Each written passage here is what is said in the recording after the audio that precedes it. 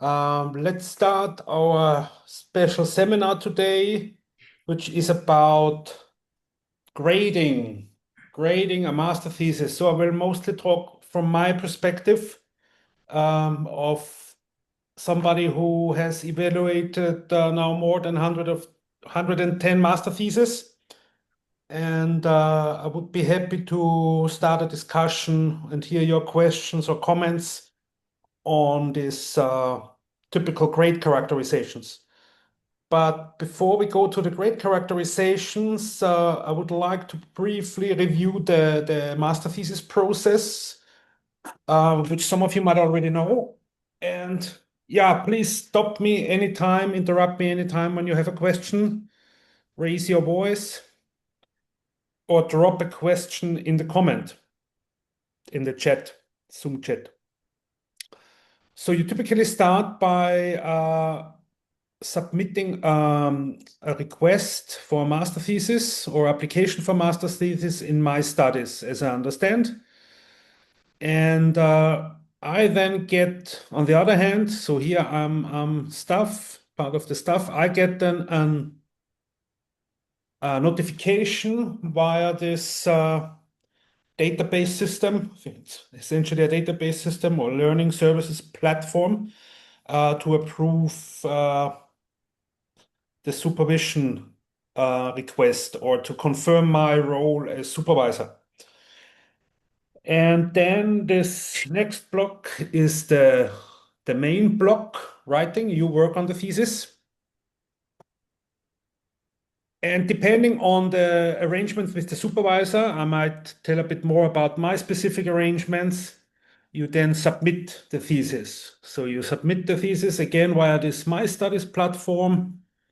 And as soon as you submit, the process is out of your hands. So I will then get notified from the learning services to provide an evaluation.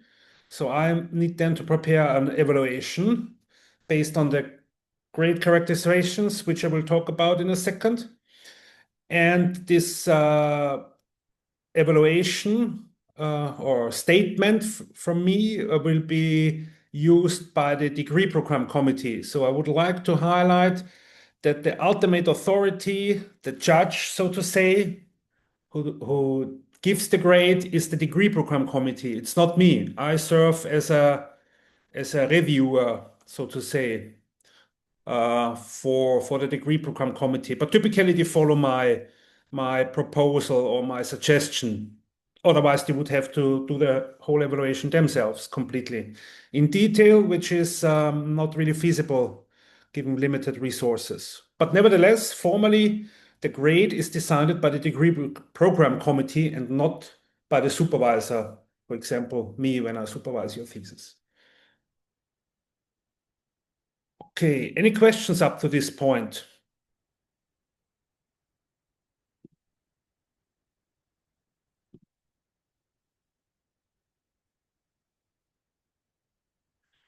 Okay, then the degree program committee meets, decides on the grade, or approves the thesis and the grade as it's formulated here, and you get then an email or notification of the approval. And this will typically lead automatically to an invitation for a graduation event or will lead to the graduation for your overall studies. Yeah, and also the thesis will typically be archived to Aalto Docs. So it will, in a sense, it will be published. It's like a publication, unless you explicitly limit the availability. So for master theses that are completed in cooperation with a company, which might involve trade secrets, you can limit the visibility, to my understanding. So it's not strictly that the master thesis is fully published. But in general, most of the master theses that I have supervised, they are available. They are published via Aalto Docs. So this is your first publication, mostly. So there are some students who have already published papers before the master thesis, but that's not the typical case, at least what I have seen. Yeah, you find the link. Yes, please. I have a question. In the evaluation, if, for example, you give me a grade like 2, but I feel my was a 3, can I go back to some modification and submit again? So once you submit here, I think there is no way to cancel it in general. I'm not sure if there are case-by-case decisions where they kind of stop the process here and reset it to submit it. But I think if you hit the submit button here, then it's basically running until the approval. And but this leads me actually to the next thing that I want to point out. You have a right to appeal. So let's say you are dissatisfied with the ultimate grade that you get, but then you have the right to appeal. And this has been done within 14 days of receiving the notification of the decision. So please carefully read the instructions and guidelines under the link here that I share. I will then also share with you the slides and make them available on my website or GitHub page, most likely. Please read those requirements. If you miss this notice or this appeal period or notification period, then you lose the right. So this is the ultimate right you have to if you are dissatisfied with the grade. But of course, we want to avoid this unfortunate dissatisfaction. So what I do for my supervisees, this is supervisor specific. So it's basically my extra service that I offer. I offer you to present me a self-evaluation. So basically, if you have a clear idea that your thesis is worth 4 or worth grade 5, then try to convince me in your self-evaluation. Uh, but yeah, rarely follow the self-evaluation directly. So there are cases where I change the proposed grade. It can also be that I give a better grade than the self-evaluation. So there are some students who are too negative in their too conservative in their self-evaluation, but typically it's the other way around. So the students are too optimistic in their self-evaluation, and I try then to discuss this with the students. So I have now set up this tradition or routine to arrange a meeting and discuss the self-evaluation with the students. So we see if we disagree significantly, and the student might then use this discussion to improve it. But in the end, I do not give any promises regarding the grade before you submit and before I do my careful final evaluation, because I want to avoid that the student then abuses this in the sense of using me to revise the grade and give feedback to revise it again and again. And so basically, it's me then who writes to some extent the thesis, and I don't want to avoid this. So you will not get any promise for a grade or also informal promise before you submit. So you must be sure, you must be convinced of the quality of your thesis, that it meets the criteria for the grade that you want when you submit it. So this is part of the independence, I guess, also here in this process. You must be able to have reasonable expectations, or should have reasonable expectations. Um, yeah, what else? Yeah, again, let me highlight the degree program committee is the ultimate judge. Typically, in most of the cases, they follow the evaluation or statement by the supervisor. But I have had cases also where I had to revise my statement because it was not convincing enough. So they ask for clarification. If the Let's say if you propose a grade 5 as a supervisor and the statement is very short, very brief, then the committee might push it back, which leads to delays, unfortunately, and ask the supervisor to give a more detailed statement. Okay. Yeah, what I also should mention, the degree program committee has sometimes specific rules. So in the programs that are most related to machine learning, there is this rule that to approve a thesis with grade 5, you need a second evaluator, and the second evaluator has typically to be also a professor from the same department. The same goes if the supervisor wants to propose a grade 1, the worst grade, then it's also be a second evaluator, a second professor. But this second evaluator can be chosen freely. So this is somewhat, of course, questionable how fair this is or useful when you can, so to say, pick the second evaluator. Yeah.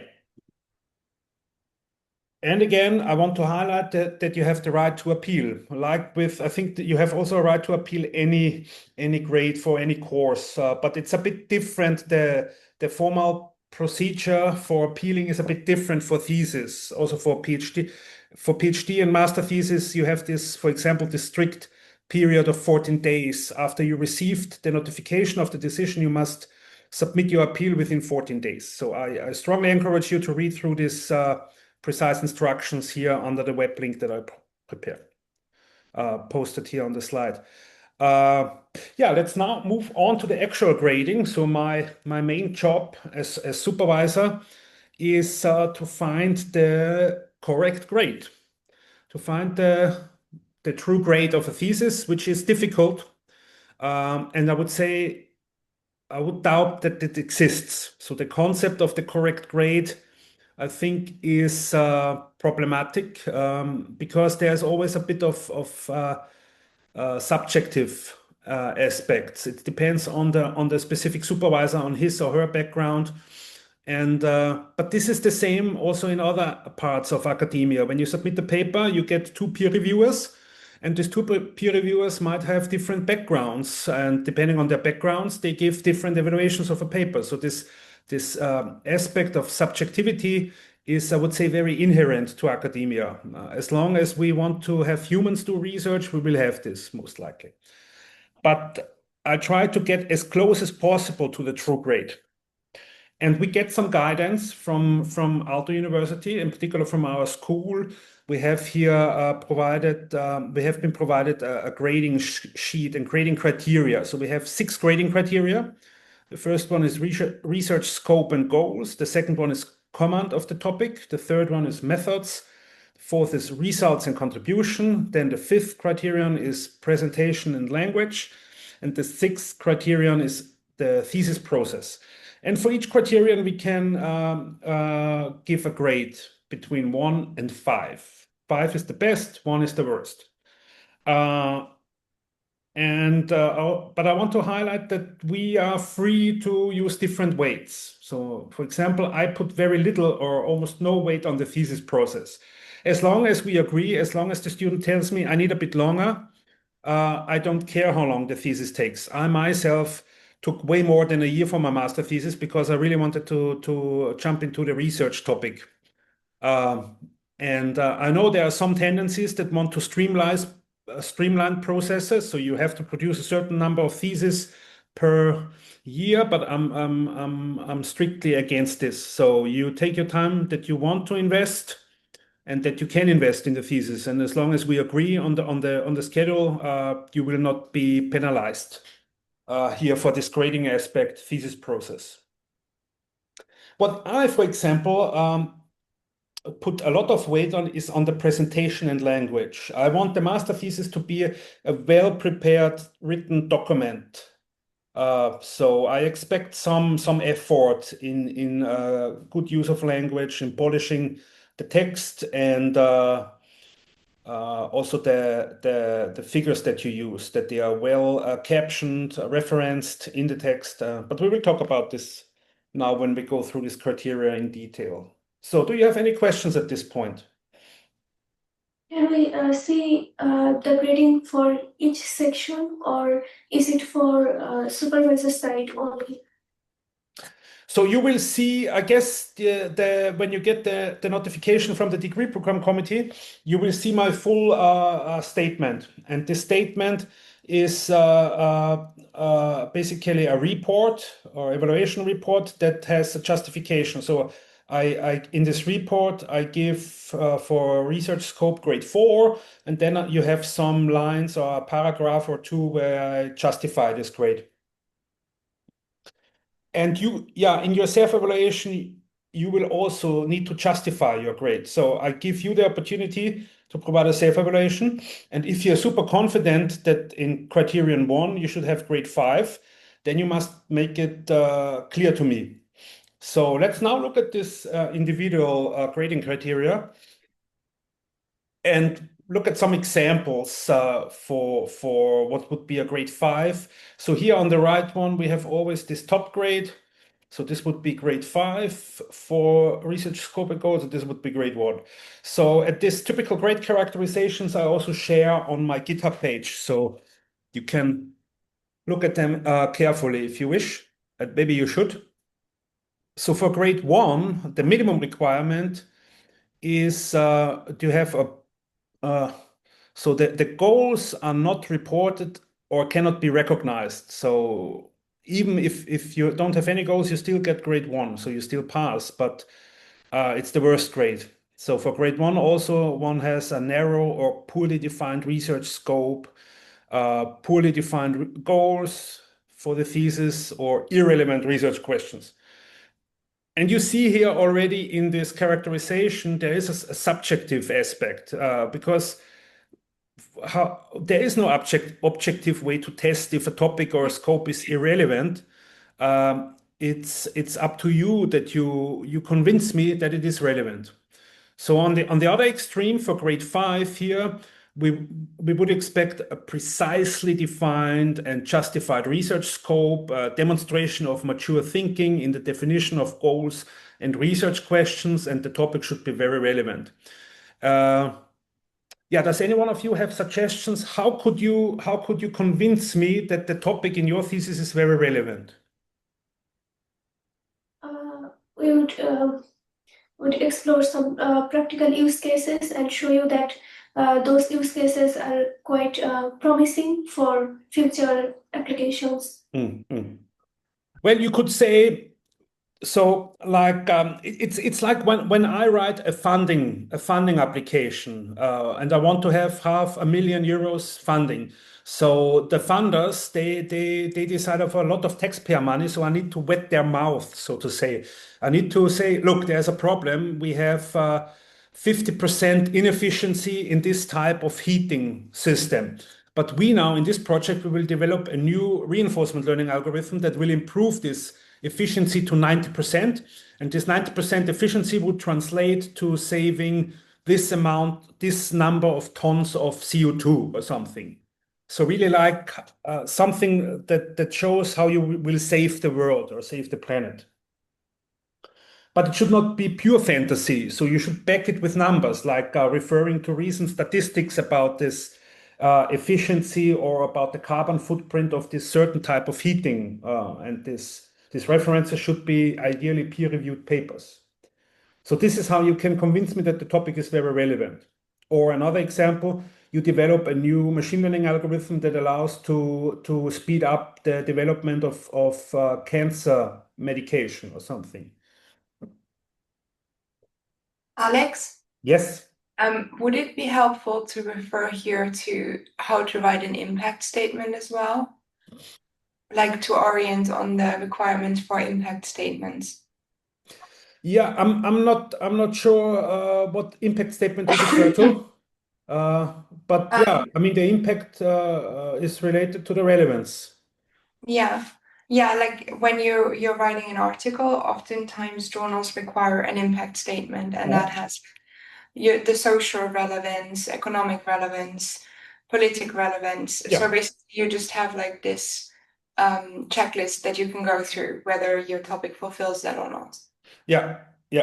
Yes, that's a good example, yeah.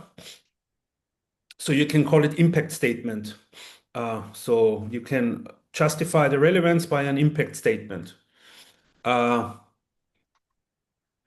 there was a question on the chat. How about an interview as a reference? If we get relevance from talking to a client? Yeah, I mean, if you have a master thesis in cooperation with a company, then it should be fine. It's fine if you refer to the business needs or the business the business statistic or the business requirements of your company.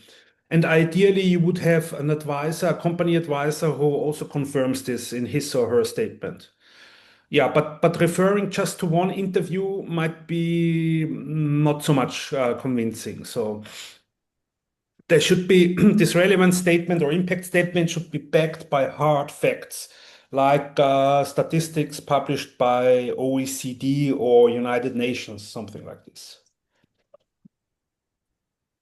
Yeah, then we have for grade 5 here demonstration of mature thinking, which is of course very vague. So I'm not focusing too much on this characterization. Yeah, but precisely defined and justified research scope. The scoping is important. So let's see if I'm able here to go to the next slide. Sorry, sorry, I have a question. Yes. Is this relevant must be useful or practical? How about I find something new, but it's not really, I don't know how to use it. I find a new method, but I don't know how if it will have some practical in reality. How about that? Yeah, you don't need to have a practical application in mind. That's not necessary, but you can refer to a research gap in the literature. So let's say you want to develop a new clustering algorithm for a certain kind of data set. Mhm. And there is no known clustering algorithm that achieves less than 10% errors or something like this. So also theoretical contributions are fine.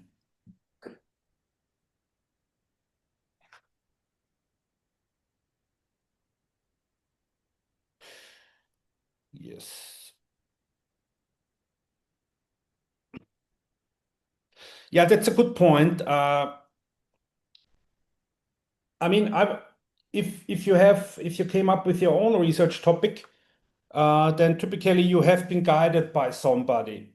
So I have been guided by my supervisor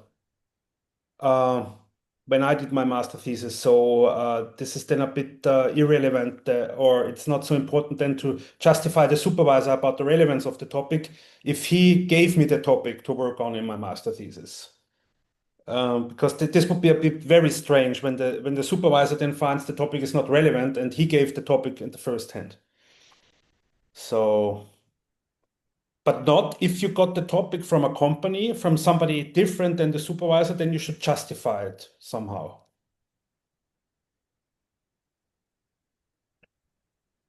Okay, here I got some examples from ChatGPT, and for this, ChatGPT is good to have some random samples. For an excellent thesis, that would go as follows. My thesis investigates how trust scores can improve the robustness in federated learning. The goals are measurable and justified. And the weak definition would be, this thesis is about machine learning security. I will try some methods and see if they help.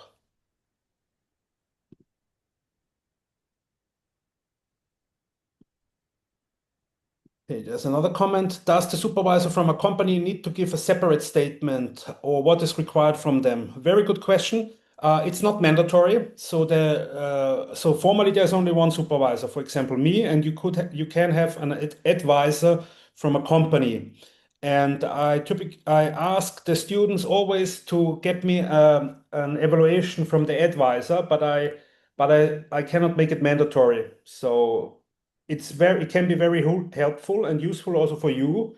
The advisor statement is great evidence for me that your topic is relevant.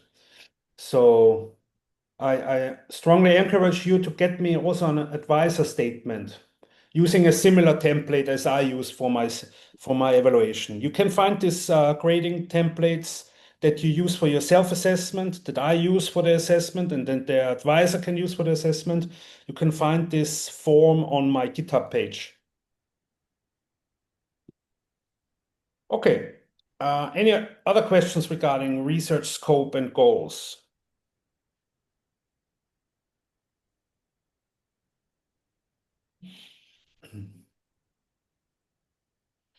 If not, then let's move on to the next criterion, which is command of the topic. And here for the worst grade one, we have the thesis demonstrates a poor comment of the research topic and its theoretical framework. There are only few or irrelevant references. Source evaluation is lacking and the bibliography contains errors.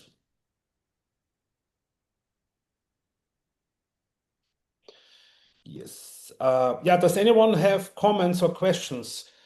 Would you know how to do source evaluation?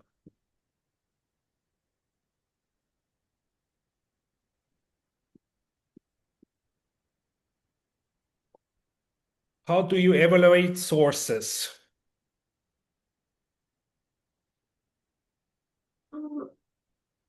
I mean, regarding the background studies or something like this. I mean, source of citation. So you look at the citation numbers. Yes. Any other means to evaluate sources?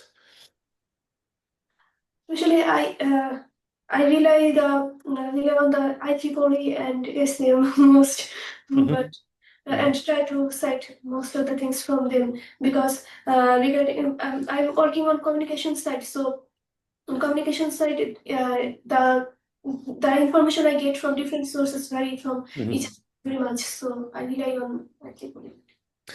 Yeah, so one way to evaluate sources is look at the citation numbers on Google Scholar. But I'm not too much of a fan of it.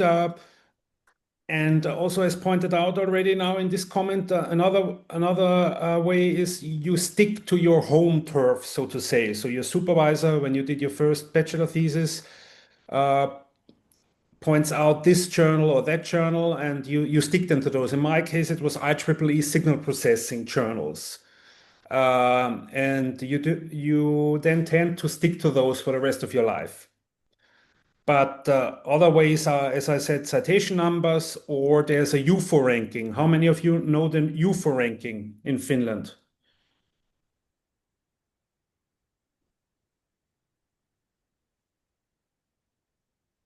So there's UFO.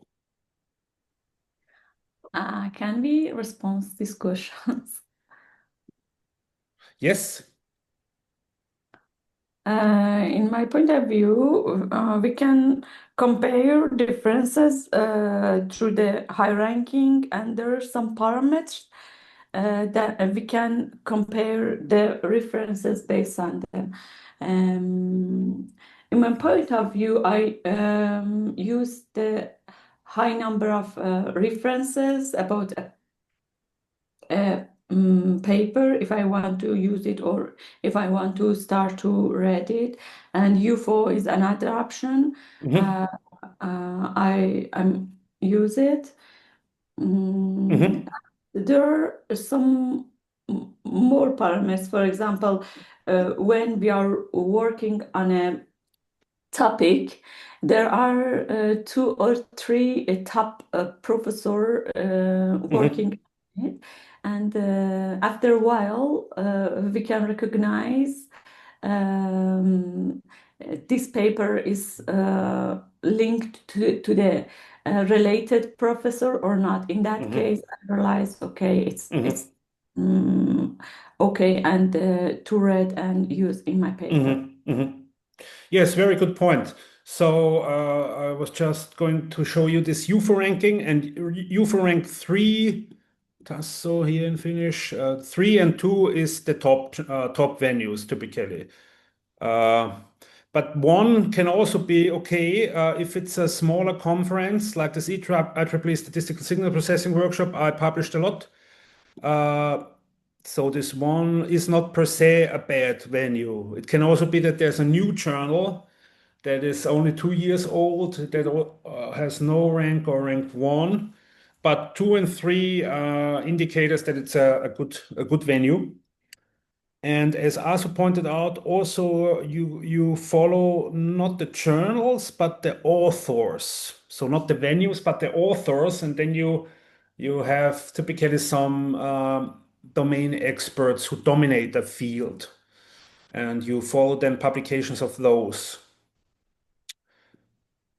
Okay, but yeah, this is also important for the grading. I look at did you mainly cite blog posts or some websites, which is then more towards grade 1 for comment of the topic, or you have many references from high quality venues from how should I say, well-known researchers or professors, but so the minimum is that it's a peer-reviewed paper, that they are peer-reviewed papers.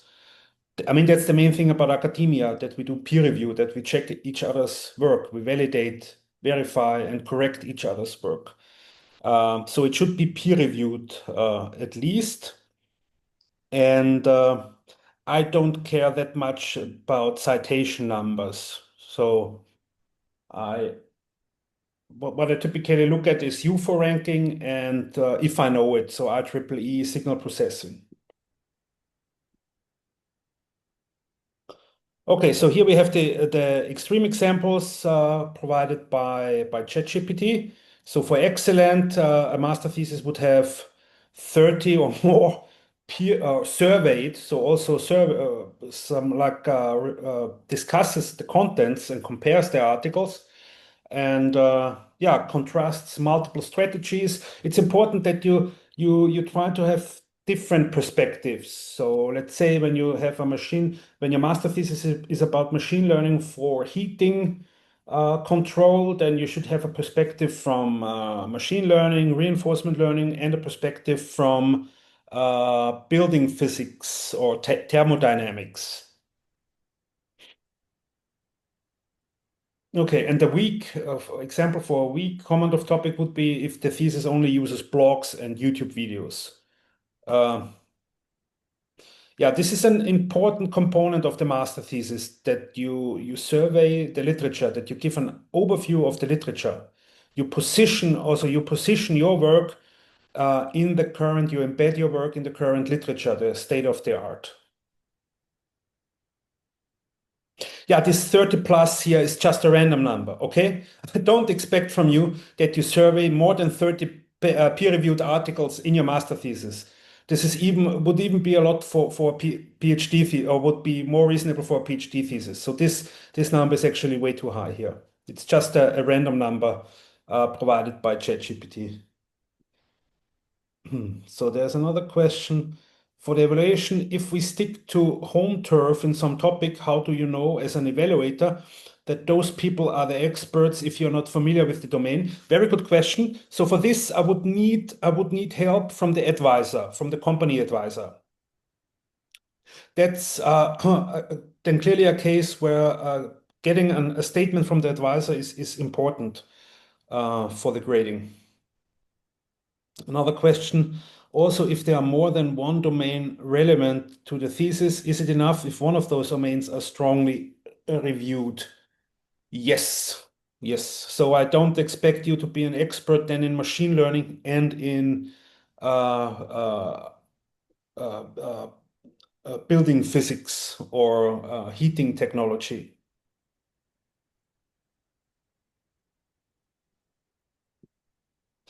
Okay, then the next criterion is methods. Methods.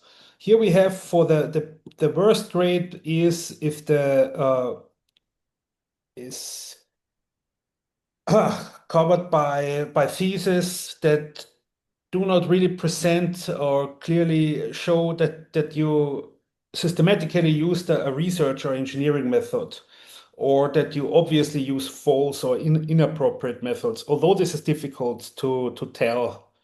I didn't have a case where it was really obvious that this is a false or inappropriate method.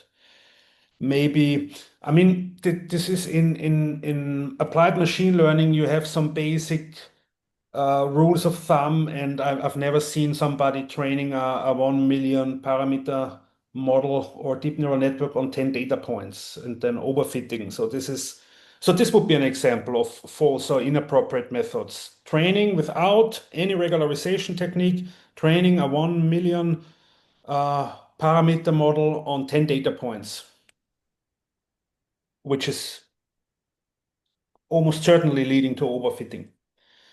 And then for the top grade 5, the the choices, the methodological choices should be well justified, and you should demonstrate an excellent command of methods. So you could show this, for example, that you diagnose your machine learning method. So you apply the machine learning method, and then you compare the training and validation errors. Then you discuss what is a promising direction for improvement. Then you implement the improvement, and you see that the results improve as anticipated. So if you follow good practice or good machine learning practice, then you should be fine in this methods criterion. Yeah, there's one mention here of trustworthiness. So this is what I always do, basically as a sanity check. I look for robustness studies. So did you try out what happens if you perturb the data set a bit, if you add noise intentionally? And the more you do this, the better, or the more likely you get here grade 5. So just that the bare minimum is that you split your data into a training set and validation set. And then report training and validation error. But you can do more than that. You can look at specific perturbations of the data points. So if you have an image data, what happens if you rotate the images a bit, or if you add a blur? The more you do of these robustness or sensitivity studies, the better.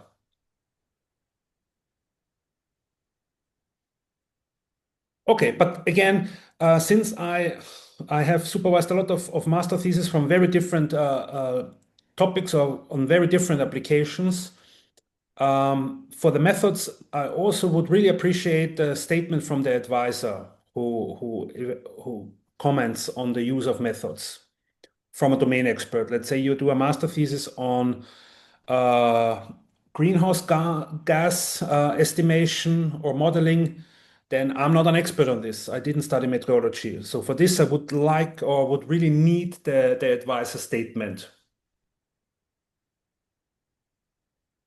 Okay, let's move on.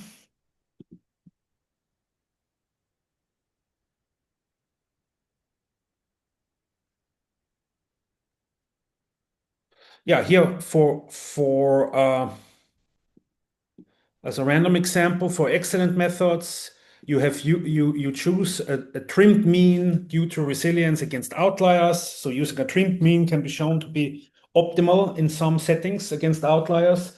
You have included ablation studies, you discussed the reliability, you tried out different benchmarks, you thought about fundamental limits, lower bounds on the error that no method can beat.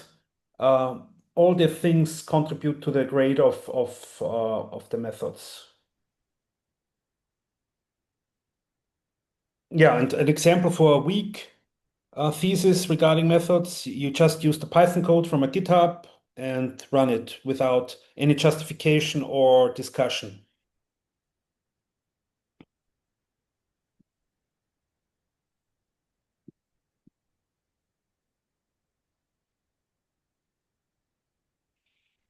Okay, then the next criterion is results and contribution.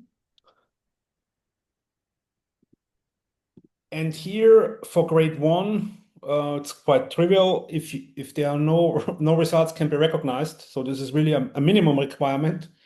But for top grade, your thesis should produce new results that are of interest either to academia or industry, or otherwise relevant to professionals in the fields.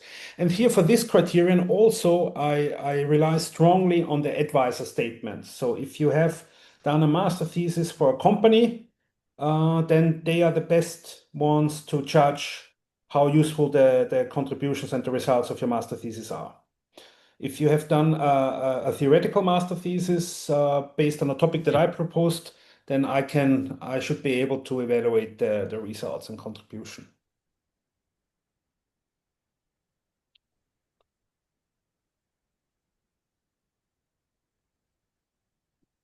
Okay, then the final. Oh.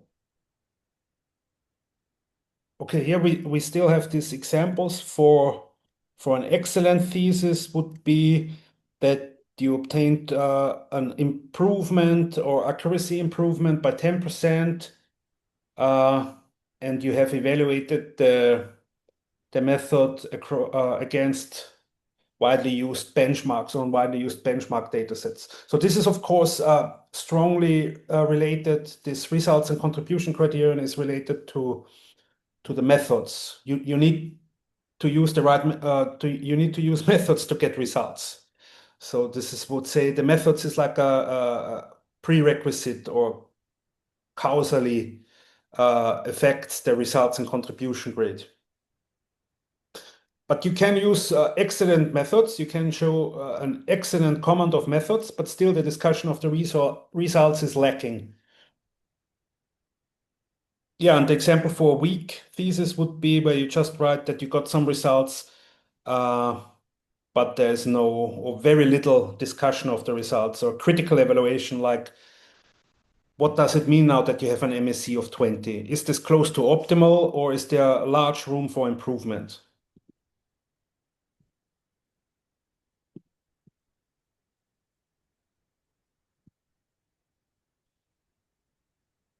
Okay, then the next criterion is the presentation language and structure.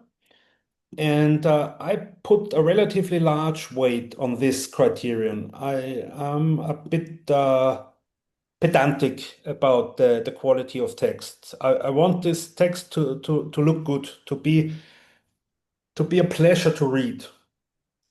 And for this, it should be written in a fluent and formal style, so keep the jargon minimal. And it should have a nice coherent overall appearance. And there are some simple rules you could follow.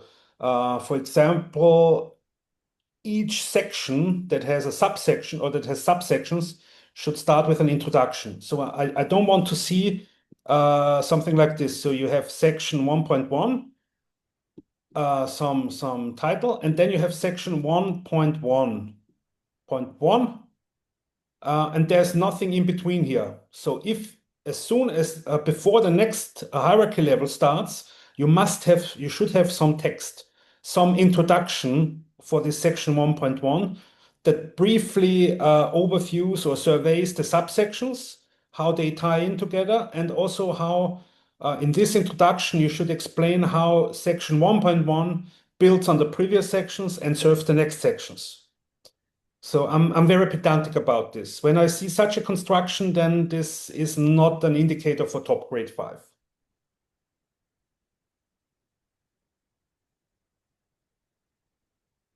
Yeah, then also I want you to put some effort into figures. Whenever you present information as a figure, so you visually present information, this should be carefully crafted, this figure. This includes an informative caption. So I'm a fan of more informative captions than too brief captions. So if a caption is just like, would say, deep net. So I have seen theses where the caption is basically the name of the network or the name of the architecture, deep net. And then you have a big figure with a lot of things going on, and the caption is just deep net. So this is not informative enough. Yeah, and then some basic rules, like whenever you have a figure or a table, so let's say you have here figure 1, then you must refer to this figure somewhere in the text. Otherwise, there's no need for this figure. If you don't refer to the figure in the text, you can also leave it out, the figure. So you must refer to any figure or table or numbered equation. Same goes for equations. When you have an equation 1, but the equation is never referred to in the text anywhere, so leave out the equation. You don't need the equation.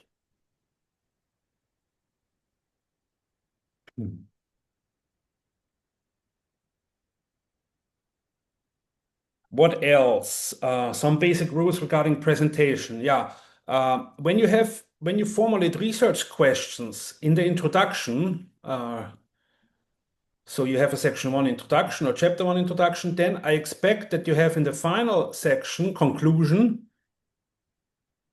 you discuss the answer. You answer this research question. So here you should answer it in the conclusion to close the whole story. You open the story, you open the thesis with the research questions, then close it in the final section, or for example, you call it conclusion section. It might also be that you couldn't answer the question, then tell it here. We couldn't decisively or ultimately answer the questions. The numerical results are not conclusive enough. So we suggest as future work, we should do more of these experiments.